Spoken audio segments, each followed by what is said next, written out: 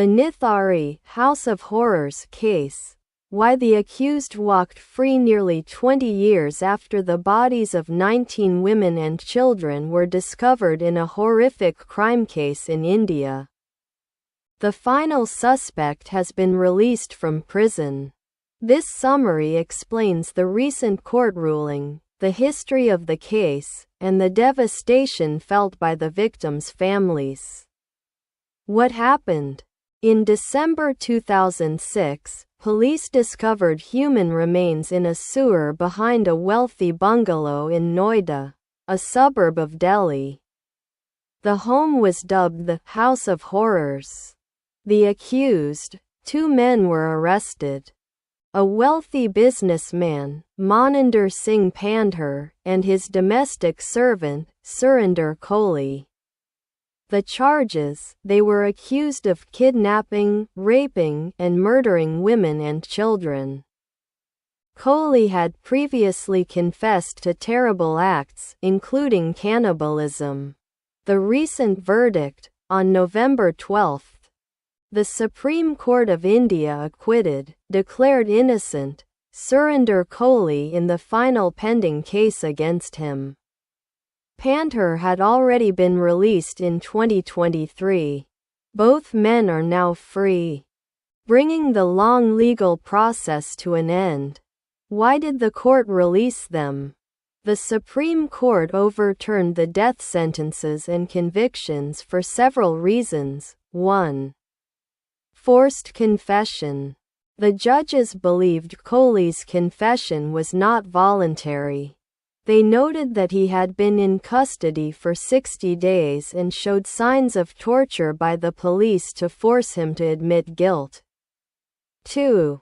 Flawed investigation. The court criticized the police and the CBI, Central Bureau of Investigation, for being negligent. They stated that investigators took the easy course by framing the poor servant rather than finding the truth.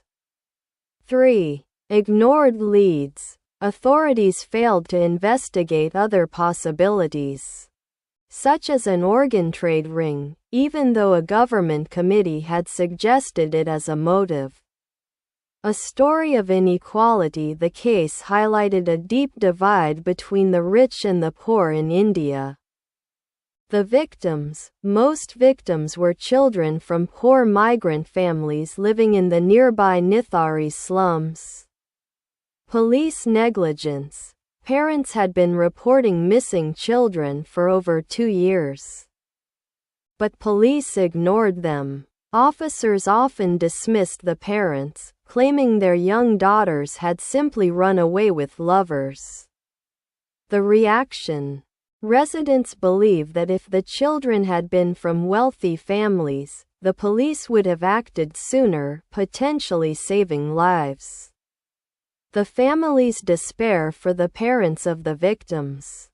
The release of the accused has destroyed their hope for justice.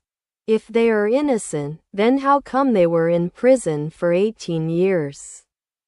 If they are not guilty, then who is? And what happened to our children then?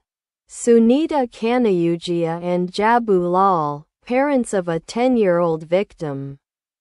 Many parents feel broken and believe the justice system has failed them. Legal experts say that because so much time has passed, almost 2 decades, a reinvestigation is impossible as evidence has likely disappeared. Would you like me to explain more about how the Indian Supreme Court works, or look up other famous legal cases involving wrongful convictions? Thank you for watching.